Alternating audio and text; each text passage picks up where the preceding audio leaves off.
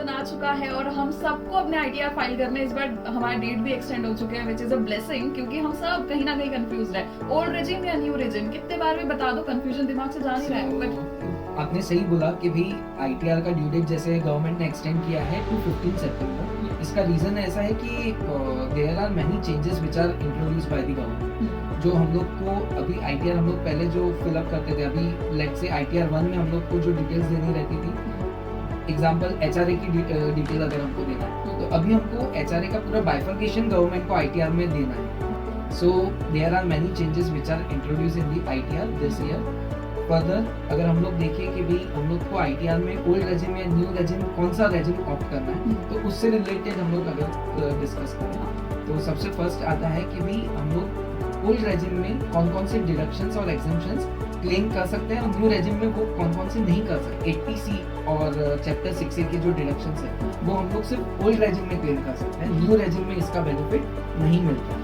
80C section, 80D section, 80TTA करके section है जो इंटरेस्ट से रिलेटेड है। देन आपके donation to political parties, donation to charitable institutions, ये जो डिडक्शंस है ये आप सिर्फ ओल्ड रेजिम में क्लेम कर सकते हैं, न्यू रेजिम में इसका बेनिफिट नहीं मिलता। हाउएवर अगर आपकी कोई एग्जेम्पशंस है related to gratuity, exemption related to VRS, exemption leave encashment जिसको हम लोग बोल रहे हैं, तो ये जो एग्जेम्पशंस है तीनों, ये आपको दोनों भी रेजिम में मिलता है, old regime as well as new regime. New regime में जो स्टैंडर्ड डिडक्शन गवर्नमेंट ने दिया हुआ है फॉर सैलरीड एम्प्लॉइज वो है 75,000 का। ओल्ड रेजिम में वही डिडक्शन 50,000 का। ओके। और सैलरीड इंडिविजुअल।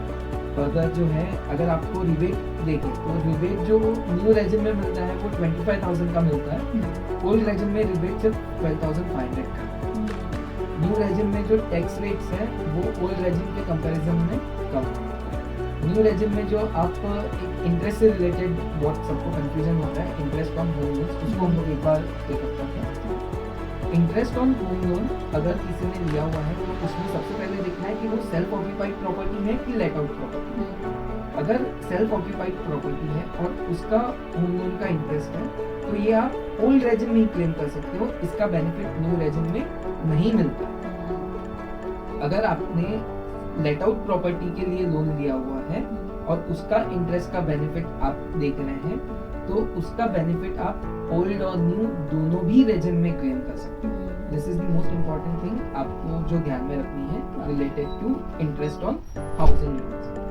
अगर हम लोग देखें 24-25 में न्यू या ओल्ड कौन सा बेनिफिट है तो वो इंडिविजुअल टू इंडिविजुअल डिफर करेगा कि किसको क्या डिडक्शंस और एग्जेम्पशंस